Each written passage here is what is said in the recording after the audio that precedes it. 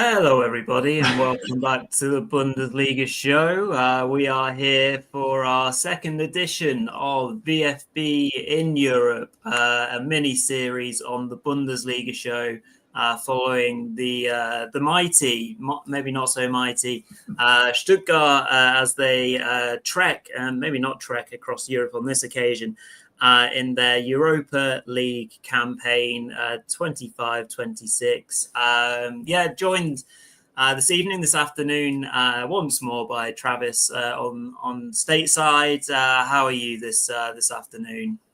I think that this scarf right here, Rory, kind of sums it up. I don't know if you can see that, but Yeah. the word Scheisse is prominently displayed. And I think you said it perfectly off the air. It's like we expected the boys to kind of lift us up going into the weekend. And instead, based on what you and I talked about, what our American Discord channel was talking about, this is going to be a little bit of a rant session right now. So, oof. Oof, yeah. So, we'll get into it. We'll walk our way through the first half, the second half. That's how you do it. Talking points. I think there's a few to get through. Frustrations. Obviously, if anyone's tuning in to us, it'd be lovely to hear other people's thoughts on what we're talking about. Before we get into all that, do make sure that you're give this a thumbs up for mine and Travis's pain. Sub to the channel, and make sure you check out all the different content that we're doing. We've already done a fantasy show earlier this evening when I was in a lot better mood, as well. And check us out on all socials, and of course check out Travis and the gang at VfB Americana, available on Spotify and YouTube. Make sure you check out those guys. Awesome work, and no doubt they'll be reflecting on this game and the weekend's game to come. So we've watched the game. Obviously, Travis, saying that you've caught yourself up on the first half from not being able to watch it live. So I came off air with Runa earlier this evening when doing fantasy, and I managed to switch on the TV just maybe a minute or two late and get presented with a VfB player on his arse with a replay, ultimately displaying or replaying the early goal that happened, sadly for the home side.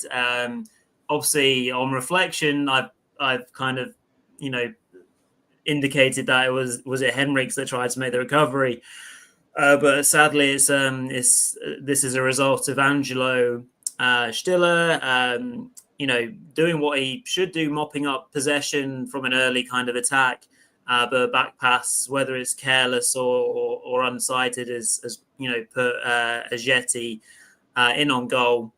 Stuttgart can't recover in time to make it 1-0. Obviously, the ball goes through Nubel's legs. Can't always expect him to save those.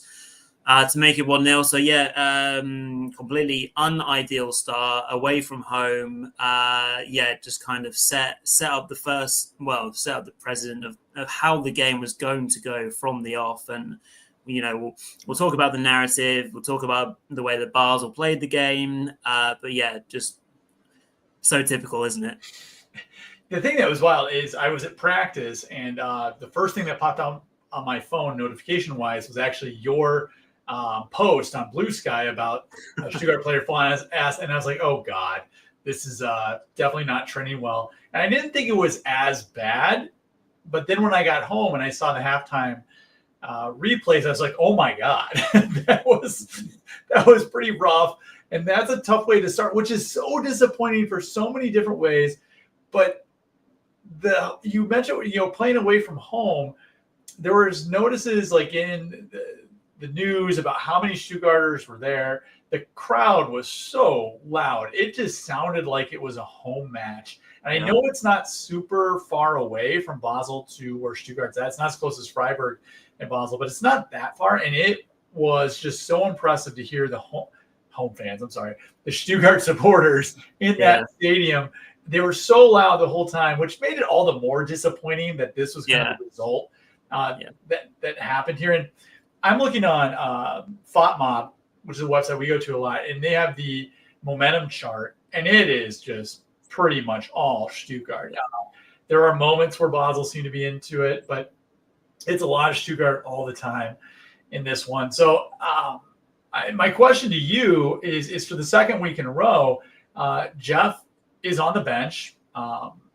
Hendricks is in for him. Yeah. I know last week Sebastian said because of how speedy Celta Vigo was, they had to put in more speed. So that's why Ramon was in there. I think some of us are kind of questioning that a little bit because Jeff Chabot is our best defender by most measures. And there was no El Canus. I just assumed he was going to be in there just as a steady part of the cog now. And I didn't realize until I got home that he wasn't in the starting lineup. So I was really surprised by those two lineup decisions. I can kind of understand the first one with Jeff. The El Canus one, based on everything everybody told me about the first half, about how much we were missing creativity, I'm struggling, Rory, with that one a little bit. Yeah, they're really good points, actually. I only was able to briefly scan the starting 11, so I had to work my way through it when the game was live. And like you said, soon realised that there's no Jeff, no El Canus. And like you said, I think the reasoning's a tricky one to battle with. And I know you guys talked about it on your pod about like rotation roulette, and as soon as something goes amiss, we're all going to be like, yeah. And this is what we're doing. I think the defensive one is because of the way that we were pressing. So I had no issue with the way that Stuttgart pressed this evening. I thought they were very aggressive. It was nice to see. But what it does open you up to is the fact that you can be opened up so quickly, just like that. And when you're playing against smart players like Xherdan Shaqiri, who's so experienced, he's been all over the place. He can turn one good pass into feet and turn it around his body with pace, and they're in. So I think that was a real danger all night. And it could have resulted in a couple more goals, really. I think there was one chance where their fullback had a good effort, just from one effort. So I guess if you're going to press like that, you need pace in that back four to recover. So whether there's thoughts around that, but also Jeff comes steaming out of the back line as well when he plays. So that's an interesting one. Yeah, and also El Canus, I was really disappointed to see him not start. And when he came on, he played like a frustrated player. He didn't make that many good decisions coming off the bench. And again, that's something I want to pick up as we go on. But yeah, like the first half, obviously Basel hit the post, on another counter attack. Bit of a soft one, didn't look like it was necessarily going in, but just clipped the post on the way out. Then free header for Demi, good chance. Pretty much got too much on it, didn't he? So then let's go to the big moment of the first half. And sorry, just before we do that, evening to Ballum. Thank you for tuning in, and we'll pick up a couple of your comments in a second. Firstly, penalty, all happy with that. I was kind of darting in and out of the room a little bit, but I saw it given, so I was just making sure that I completed what I was doing and was ready for the penalty to be taken.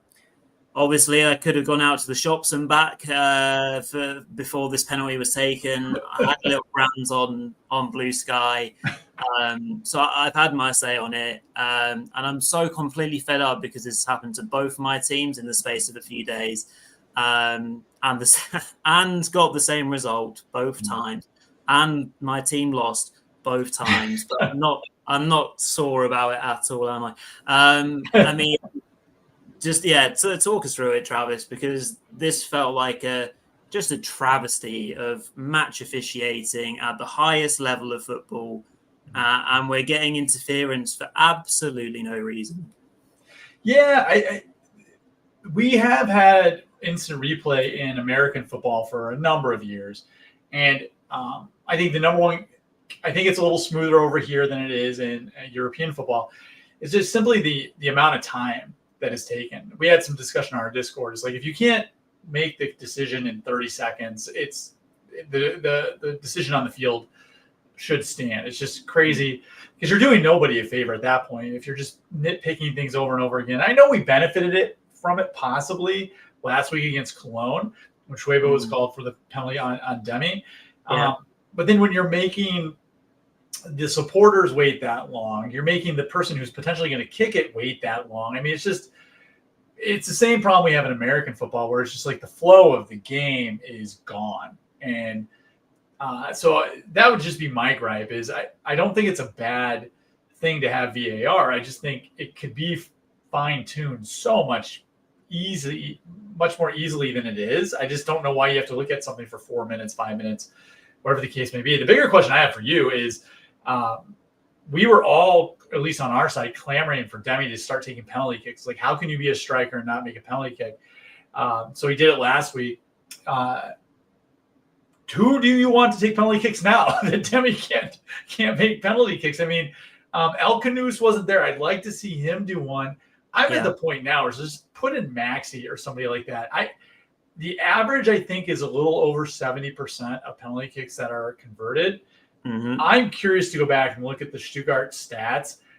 We have to be far below 70%. There's no way we're above that. No, I don't think we are. It feels like we missed more than we scored, doesn't it? Yeah, I didn't have, even before the farce of it taking forever, I didn't feel confident about it. I was very confident that Demi was going to go to his left, so across his body. Because you can tell it from his run up, his body language, like his body angle is really clear that he's going to cut across the ball. So I think the keeper makes a really good read on it and makes ultimately a good save. And that's a huge moment in the match. Again, it gets you back level, it gets you to reset. I think it completely sets up the second half to probably play out differently as well. So yeah, that's a really important moment in the game. And sadly for Demi, he tried, he tries and tries, but that's a big miss. And he'll have to take that on the chin. It could have been 2-0 actually before half time, because Ajeti also had a big chance to make it 2-0. But let's run into the second half, because obviously you were able to watch this, obviously the full second half live. And as you mentioned, FootMob and other, stat-based, companies will pretty much tell you the story of this. The second half was again just complete control of the ball at least, and of the match situation. Maybe not the scoreline. From Stuttgart, chances that come to mind is the Chima header, another one for Ramon. Obviously, we can kind of talk about the Thiago Tomas one, which also is almost a mistake. So yeah, chances. So we'll start off with that. It's just, when it's not your night, it's just written in the stars sometimes. So we just left frustrated with the lack of clinicality and just the fact that it just seemed to just not want to go in tonight. It was crazy because it reminded us of the Pellegrino days a bit. I mean, if you look at the stat, we had 29 shots to their 12, but we only had 4 big chances to their 2. It was another match where the goalkeeper for the opposition was the player of the match. I think Hits got a 9.2 on FOTMob out of 10. But David in our Discord mentioned, I thought perfectly, is like, this guy's going to have the most saves ever by not moving. It was like everything was directly at him. When I watch, the couple of things that stuck out to me, and pick up on any of these that you like to, is I thought it was the first match in a while where Andre Schema didn't look like an all-star. It looked like he was on the struggle bus a little bit. It looked like we were getting the ball into their box, but we had no creativity, no idea. We were crossing it to nobody. There were times where guys would cross it and the ball would just go out of bounds because there was nobody there. The guys are working hard. I don't want to say that, but it just seemed like there was no real plan in that final third. When El Canus came on, and I agree with you, it was, he kind of looked out of sorts. Chris, unfortunately, is just, his struggles continue. He didn't really do much there. Yeah. But I never had a sense we were completely out of it. Like I up until about the 85th minute, I'll be honest, up until they scored that second goal, I really thought we can still get a result out of this because we had the possession, we had chances, but guys were pressing, is what I saw. Is they weren't making that final pass, or they were missing that final pass. And it was the first time in a while that I saw guys start to gripe at each other and kind of do that thing you see in soccer where they're like, they put their hands down like this, like pass it to me, instead of Lorenz Assignon had a frustrating match, I think, for a lot of us. He had a great opportunity somewhere in the 70th minute or so where he cut inside, and instead of passing it to two open guys near the box, he decides to shoot a laser that, of course, goes into the side netting. And I think it was Demi, and I forget who the other player was, are looking at him like, what are you doing? Just make the other pass. So it was the first match in a long time that I thought the guys were pressing. And this is going to be such a weird comment. I don't know if you'll agree with this or not, is that we had so many chances, and I still thought we had an opportunity to get a result out of this. But we were lousy. I mean, what was disappointing is Basel's not that. If any Basel fans are listening to this, I apologize. But nothing I saw from them impressed me at all. And nope. We didn't just lose 1-0. We lost 2-0. And what I love about European football is they always talk about deserved losses and not, we didn't deserve to lose. We did deserve to lose. This is one of those classic games where you could say, based on the stats, we should have gotten a result out of this. But as somebody put on our Discord, it could have been 6-0 for Basel in this one. Yeah. So I am leaning more towards this was just we came out flat. We came out lethargic. I think we were reading the press clippings a little bit. And I think we need to take a step back because if you look at it, we beat a Celta Vigo team who hasn't won in a month. We beat St. Pauli. We beat Cologne. That's not exactly a murderer's row of clubs. So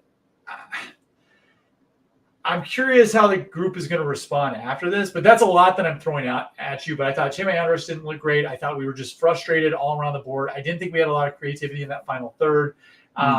I felt we still had opportunities, but you have almost 30 shots and almost none of them are actually close. Oof, I think that says a lot. Yeah, I'll tell you what, you picked out so many of the things that I've put down in my very official notes on my phone.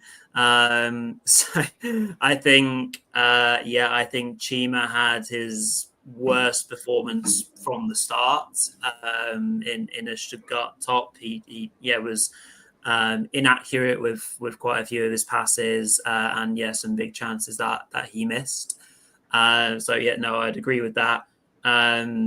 Stiller, Angelo looks like a player who's also frustrated. He, as you said, he was one of the players remonstrating. He obviously didn't feel like he was getting the options on the ball that he should, and getting off-ball runs, especially from the wide players. It seemed he wasn't overly happy with. So I completely agree with that. I'm really glad that you picked out the Assignon moment and chance, because what I've written down in my notes is that tonight, for the first time in a while, and I hate to say this word, but there was a lot of selfishness out there tonight in terms of the forward players. Jamie did it, Laveling did it, where there was a chance where he cut in and he strikes off a ball inside the area. Yeah, fine, but it's abundantly clear that someone's in a better position to receive a pass and then hit first time. I thought there was numerous opportunities where we picked out the wrong moment to shoot rather than pass. It was really, really frustrating to watch. And then on the other side of it, I found myself a few times when they worked their way into the box and nicely so, I was like, shoot. And they didn't. And they hesitated. And I think that summarized everything by the Thiago Tomas chance where we're gift wrapped an equaliser from their own mistake, and whether it's because it's a bit of an awkward bounce, so he feels he can't take it first time, or he realizes the keeper's coming out, maybe try and bounce it into the ground and underneath his legs, like their first goal. So yeah, super frustrating, and yeah, I think you pick out some really interesting points in that sense. Yeah, I'm really surprised at the attitudes or emotions that we saw from a lot of them this evening. Also agree on Furyk. I think he looks like a player who has completely it's a stupid thing to say, but run out of ideas because his go-to move is telegraphed, and so he gets shown the line because defenders know he's not going there, and so he often either cuts into traffic and gets a shot blocked, or he has to start again and go backwards, which is fine. But it doesn't mean that anything's progressing from him. So, yeah, that ultimately was frustrating to see as well. But, yeah, so the game obviously progressed in this delightful fashion right towards the end. And I think, yeah, the last passage of play perfectly summarised just the evening as a whole. So their second goal, and obviously, game killer comes from just a long ball forwards where Ramon Hendricks is unable to control the ball down properly. That creates an attacking situation, an overload for them down the left-hand side. At first, I thought that Shaqiri completely meant to do that, the chipped cross goal. But watching the replay back, it seems abundantly clear to me that he checks over his shoulder looking for his strike partner to find, and I think he just duffs it in, and then his pal, the substitute, come absolutely blitzing through to make sure, almost going through the net to make it 2-0. Sending their head coach obviously into frantic celebrations. He definitely was a character, wasn't he? And yeah, kills the game. And like you say, they could have had a third right at the end again as well. So it got to the point where you kind of accepting that this is not going to be a win, but surely we maybe get another chance to get a draw. But sadly, that just is the way things went this evening, and finished the game off for sure. Mm-hmm. Yeah, it's. I'm looking at the table now. Also, by the way, I don't have a lot of favorite players. I'm more of a team guy, but Shaqiri might be my favorite player ever. He is just. I think he's 5. Is he 5 feet tall? I don't know if he is or not, but he's like 5'9". He is built like just a keg. And this guy is just awesome. I love that he is going back, to Switzerland, and he's playing, there. I would do the same thing. I wouldn't give up. I'd keep playing as long as I could. So he's a fun guy to watch. He's just a keg on legs. He's running all over the place. It was going to go either 2-0 or 1-1. It's just the way that game was going. I didn't think our defense was that bad. You alluded to it earlier. Is like the way that we play, they're under a lot of pressure. And I thought outside of, one bad back pass, they played okay. There was that comical moment where Alex and Ramon ran into each other and they were complaining about a foul. When you're like, well, you guys just did a Laurel and Hardy move where you ran into each other there. But I think what is wild, I kind of want your thoughts on this. We were talking about I think there's a lot to digest from this. It'll be really interesting to see how the guys rebound against Heidenheim. On our show, we talked about which win would you rather have if you could only get one, this win against Basel or the win against Heidenheim. And we agreed barely that Heidenheim was the match in the Bundesliga because the league is the most important. But going to something you said last week when we did this, the Europa League's wide open. And even though we have this poor result, I would argue we either played one of the worst matches we've seen in a long time, or we had some of the worst luck we had a long time. Mm-hmm. How do you want to say it? Okay, we are 23rd on the table right now. Yep. But you have teams like Young Boys who are 19th. Fenerbahce, who we've got coming up, as Balham mentioned, is 20th. Freiburg is up to 10th. Basel is 14th. There is still, I really do like, I don't know if we're going to finish in the top 8 like you predicted. I don't know if we'll finish in the top 16 like I predicted, but I would be shocked if we don't finish in the top 24. Yeah. If we had played our A game today, we roll out of that stadium with 3-4 goals and things are going. I think we're on the struggle bus a little bit in terms of who's going to score for us.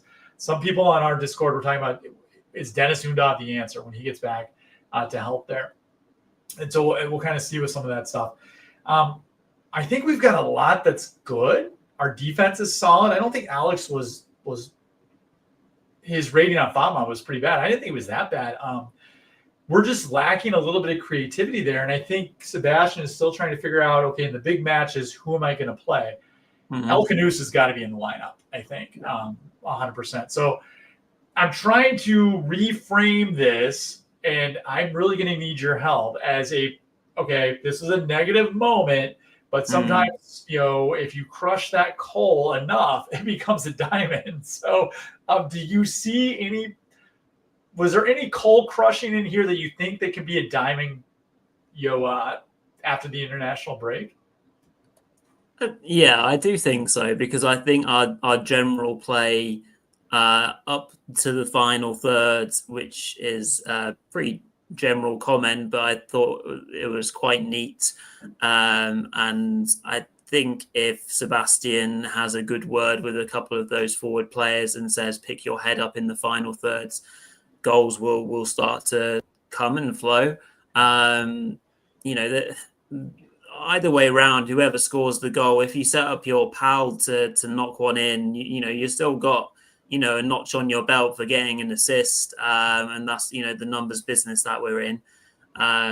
So I think that just needs to get back into their head to celebrate each other and make sure that they're, looking out. Whether it's just because also if you don't feel like you can pick out Demi in the box, that literally there's no one else in there, then that's just a bit of work on in terms of working on partnerships, new players being in there like El Canus, Buonani, etc.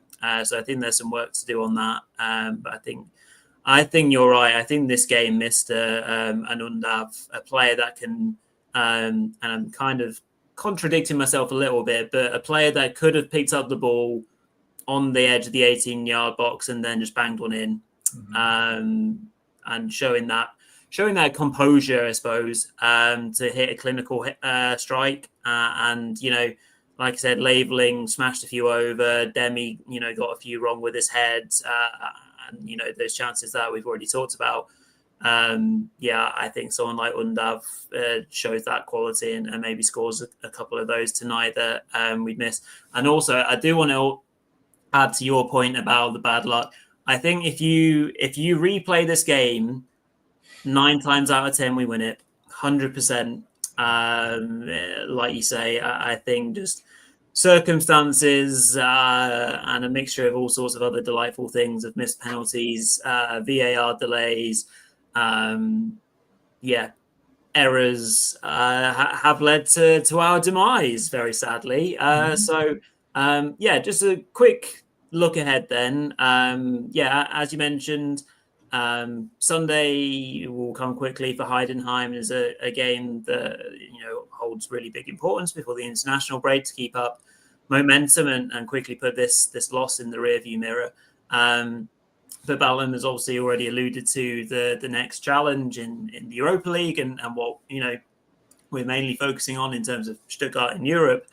Going away to Turkey is a really hard thing to do, and 2 away games on the spin. So really important that we take something out of Turkey, whether it is a point or 3. As you mentioned, we're 23rd on the table right now.